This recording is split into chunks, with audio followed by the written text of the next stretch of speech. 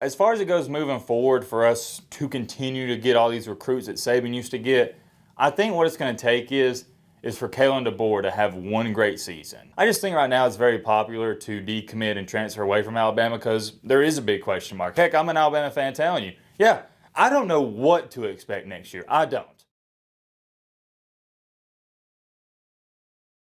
I'm about tired of this 7-day free trial of living in Alaska. They closed schools yet again for tomorrow.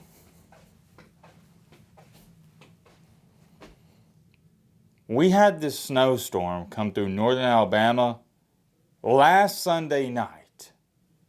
Got 3 to 4, some areas got 5 inches. And school tomorrow is still closed. And the problem is, and I know you're here for football talk, we'll get to that in just a second. The problem is in Alabama, we don't plow the roads. Schools in Tennessee, they got more snow than us and they're going to school. Why? They plow the roads, they prepare them. In Alabama, we don't. Just not equipped for it. And never in my life, I've lived in northern Alabama a very long time, have I ever experienced something like this. We're not only it snows, we get a good snowfall like this once every, I'd say, 5, 6, 7 years. But it has never been this cold this many days after a big snowfall. Ridiculous, man, ridiculous. I'm ready for it to be over with. But we got some news to talk about. Some big news at that.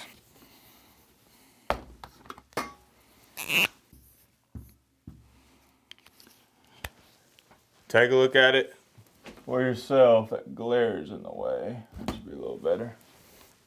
Still in the way, but I'll try blocking out here. We got good news involving Alabama football.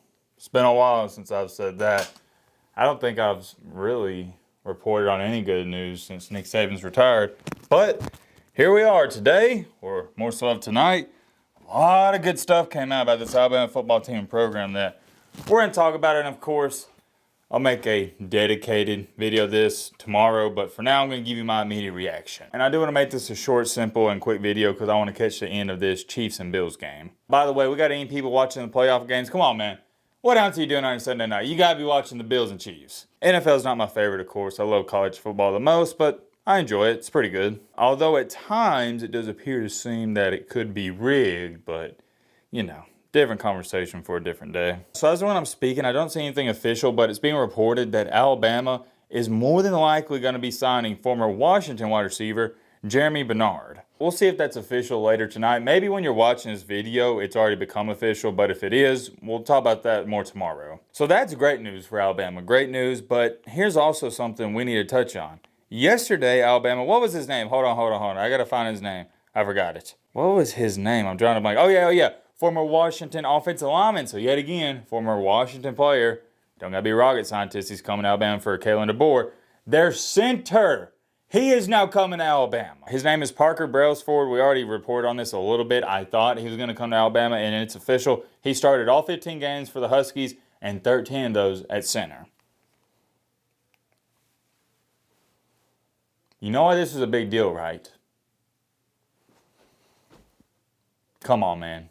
Do you really want me to say it? Segment Lawton, that's all I'm going to say, all right?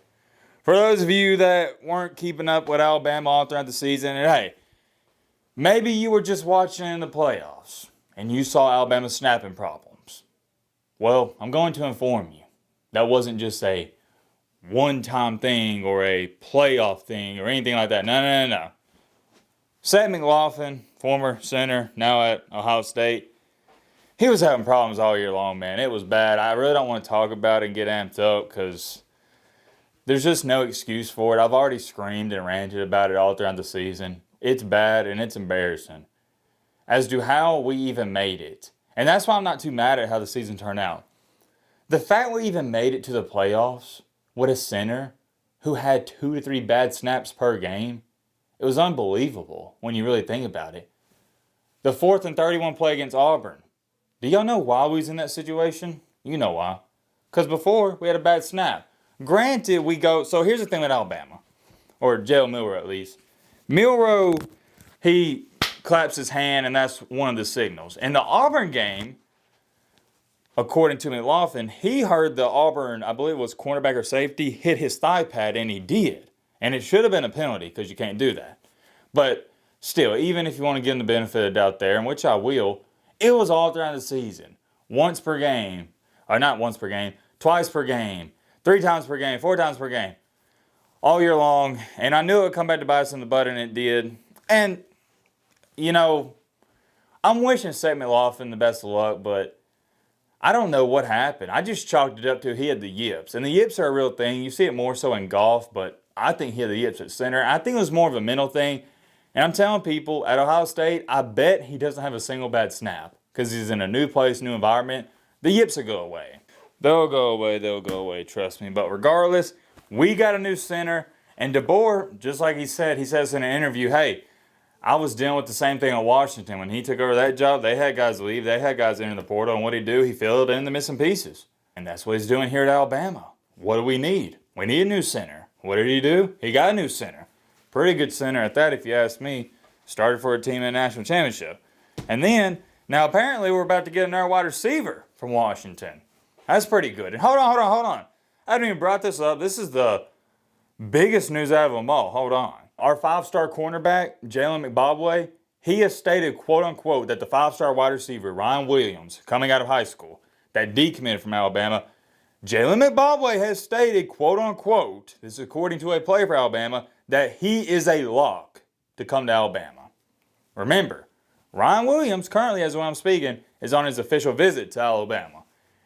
I guess his visit went good. Who knows? But the bottom line is, even if he doesn't come to Alabama, which McBobway, player for Alabama, is stating he is coming, today was huge. Today and yesterday too, because that's when the offensive lineman came. It's been nothing but great news for Alabama. Potentially about to get a wide receiver. That's awesome. We need receivers. Potentially about to get a center. Or no. We got the center. What am I talking about? Got him. I meant to say we're potentially about to get another wide receiver in Ryan Williams. This is great. And I've had so many people tell me ever since Saban retired, man, Matt, you should be panicking. I can't believe you're not stressed out. What's Alabama going to do? And I really don't think there is a reason to panic. I don't. I don't expect Kalen DeBoer to win 6 championships at Alabama. No. I don't expect that, and you shouldn't either, and that's unfair to even put that on him. But here's why I'm, I guess you shall say, optimistic about Kalen DeBoer.